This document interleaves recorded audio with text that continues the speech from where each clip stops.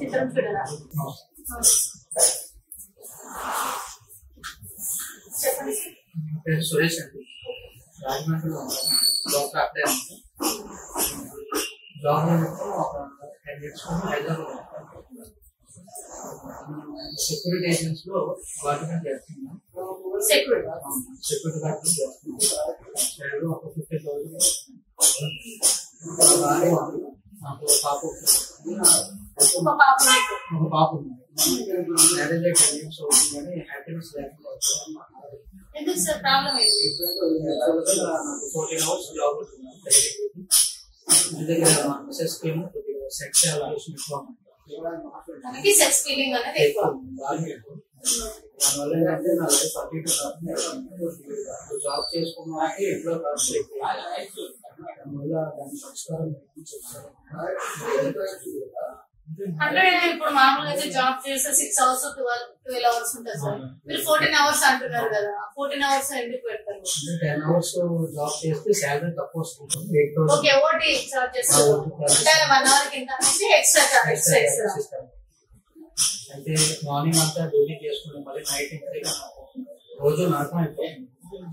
అంటే మీ వైఫ్ తో problem 2-3 times చేయాలి. నువ్వు అలా చేయకపోతే నేను వేరే వాళ్ళు చూసుకుంటాను.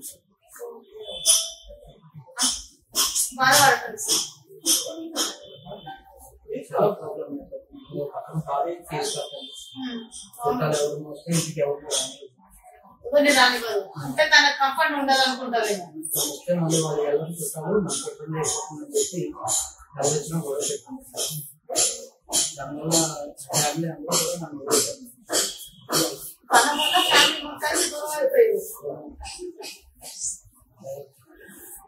అది ఎంత చెప్పినా ఉంటుంది. నా వల్ల కావట్లేదు కావద్దని చెప్పినా అది స్టైలిష్ గా బిహేవ్ చేస్తుంది. విడిగా మంచిది డైరెక్ట్ గా ఓపెన్ గా చెప్పేది.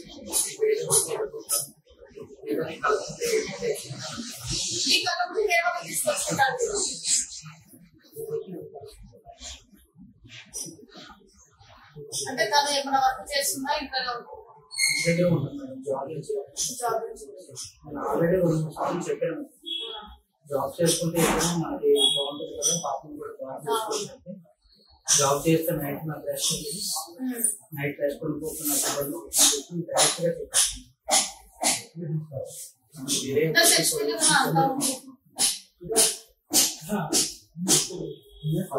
కూడా కార్యక్రమం చెప్పేస్తాను. ఏదో మీరే డివోర్స్ సెటిల్ చేస్తే నేను పాపం తీసుకుని మా ఇంటికి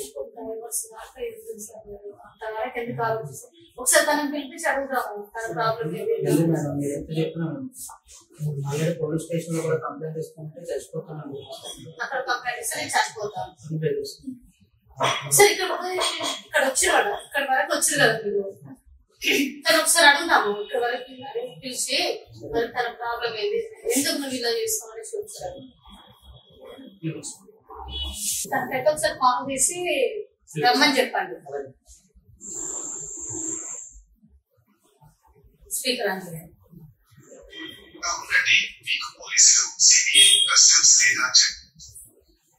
హలో, ఏం చేస్తున్నావు? లేదు, ఈరోజు మా మేడం లంచ్కి రమ్మన్నారు నిన్ను నన్ను. నేను ఆల్రెడీ ఆఫీస్ లో ఉన్నాను, మా మేడం వాళ్ళ ఆఫీస్ లో. కూడా లంచ్కి రమ్మన్నారు, రావట్లేదు. మీకు లొకేషన్ పెడతాను, తొందరగా వచ్చి. సరేనా? ఆటో బుక్ చేసుకుని వచ్చేది. మేడం మార్కెట్కి వెళ్ళారు, వచ్చేటప్పుడు ఈరోజు మనం వస్తారు. నువ్వు వస్తే ఫోన్ చేద్దాం. పెడుతున్నాను, వచ్చే తొందరగా.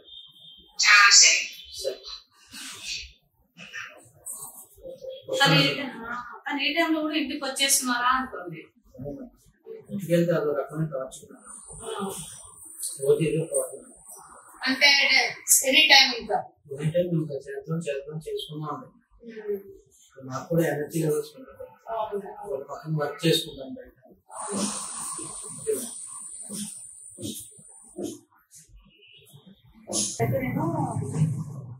బయటికి వెళ్తా, తను వచ్చే లోపు నేను బయట ఉంటాను, నేను సైడ్ ఉంటాను, తను ఇక్కడ రాగానే బయట ఉంటాను, తను ప్రవర్తన ఏదో చేసుకుంటాం, అబ్జర్వ్ చేద్దాం తను.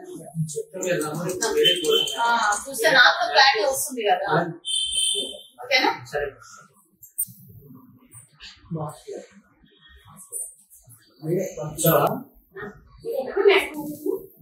మేడం బయటికి వెళ్ళారు, లోపు వస్తాను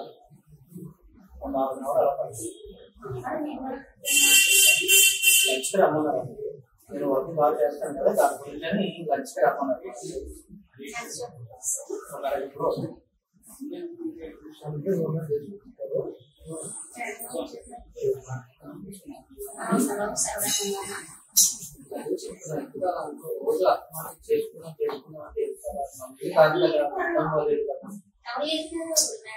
నా వల్ల కాదు,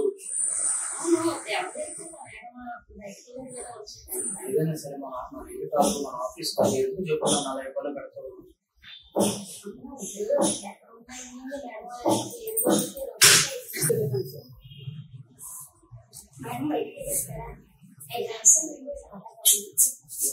నష్టం చెప్తున్నాను కదా, మేము అస్తమానం ఏదో చేసుకున్నాం నా వల్ల కావట్లేదు చెప్తున్నాను.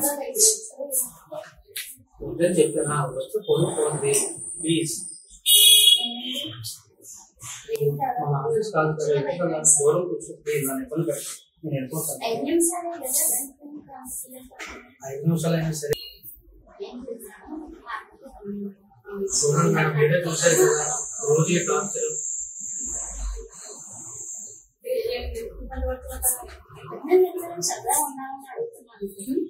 సరదాగా పరివర్తనం కదా మేడం, దాన్ని సరదాగా అప్పటికే చెప్తున్నాను మేడం, ఆఫీస్ కాదు, ఆఫీస్ ఫ్రెండ్కి ఎలా ఉంటుంది.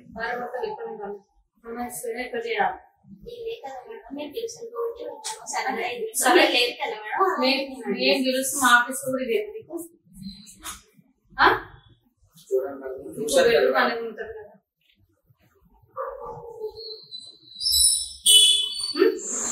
చెప్పు ఫస్ట్.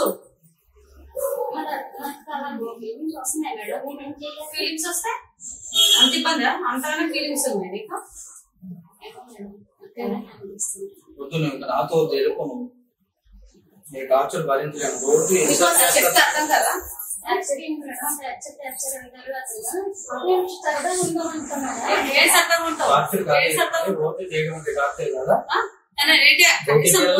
ఆఫీస్ కి రానని చెప్పిండు. అవునా? అంటే మా ఆఫీస్ కి వచ్చిన నీకు ఇదేనా? సరదాగా ఎక్కడ ఉండాలి? భర్త బయట వాళ్ళం కాదంటావు, తెలుగుంది ఎంతనన్నా నీకు? నాకు ఇంట్లో ఉండి ఏం చేయాలి మేడం? ఇంట్లో ఉండి ఏం చేయాలి అంటే, ఇంట్లో ఉంటే ఇదే పని ఉంటావా? నీకు ఫస్ట్ అర్థం ఉందా, అర్థం అవుతుందా? ఆడదాని ఇంట్లో పని ఉంటది, ఏదో పని చూసుకోవాలి. భర్త డ్యూటీకి వెళ్ళి వచ్చి చేసుకుంటున్నా మేడం, చేసుకుంటున్నా. నా భర్త వచ్చినప్పుడే కదా నేను చదవకూడదనుకుంటున్నాను. ఏం పని చేయదు మేడం, అన్ని ఐటమ్స్ నేనే బయట నుంచి చేస్తాను, రోజు ఇదే టార్చర్.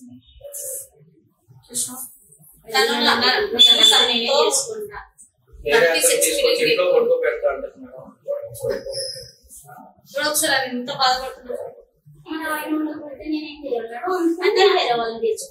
అంటే అంత ఇబ్బందిగా పెట్టాడు, అంత ఇబ్బంది పడతా ఉంటావా?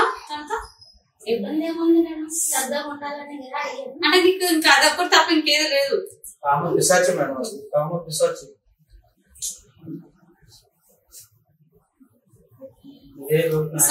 అసలు ఆడదాని సరే, భర్తతో కాకుండా నేను భర్త ముందల్లా నేను వేరేటో వేరేటోతో అనుకుంటున్నా, నువ్వు నాతో ఉండకపోతే అని అంటావా? మరి అతను ఉండట్లేదు మేడం, ఏం చెయ్యాలి?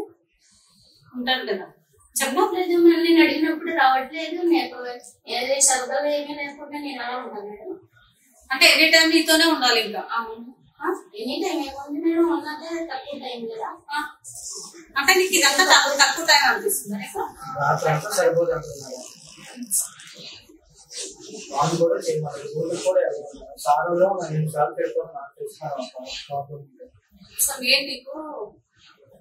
డ్యూటీ పంపిస్తాను. అలాగే పంపిస్తానంటే వద్దంటారు మేడం, నేను డ్యూటీకి వెళ్తే వద్దంటామంట. చేయలేను. మేడం భార్య భర్తలు తన వల్ల అవ్వట్లేదంట మాకు. నువ్వు ఇంత టార్చర్ పెళ్లి చేసుకోవాలి మేడం. అంటే పెళ్లి చేసుకుంటే ఎనీ టైం నీతో పడుకోవడం మళ్ళీ ఉండాలి కదా మేడం. సిగ్గులేదు ఆడదానిలాగా మాట్లాడుతున్నావా? అవును మేడం, నేను బయటకి వెళ్ళి ఒక పాప ఉందంట. పాప ఫ్యూచర్ ఏంటి, తన లైఫ్ ఏంటి, తన గురించి మేము హాస్టల్లో ఉంటుంది మేడం. ఇంట్లో ఉంటే పాపం కూడా హాస్టల్ పంపిస్తున్నాను. తన సేఫ్ తనని ఇక్కడ జాబ్ పంపించండి. జాబ్ కూడా వెళ్దాం మేడం, ఇంట్లోనే ఉంటాను.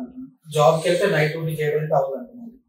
సరే, ఈమె తను వినా అంటుంది కదా, ఈ విధంగా పోలీస్ కంప్లైంట్ ఇద్దాము. మధ్యలో వెళ్ళి కంప్లైంట్ ఇస్తే తను ఏదో అర్థమైంది. అలాగే మేడం మేము చెప్తాం, మాకు సంతోషం ఉండాలని మాకు ఉంటుందని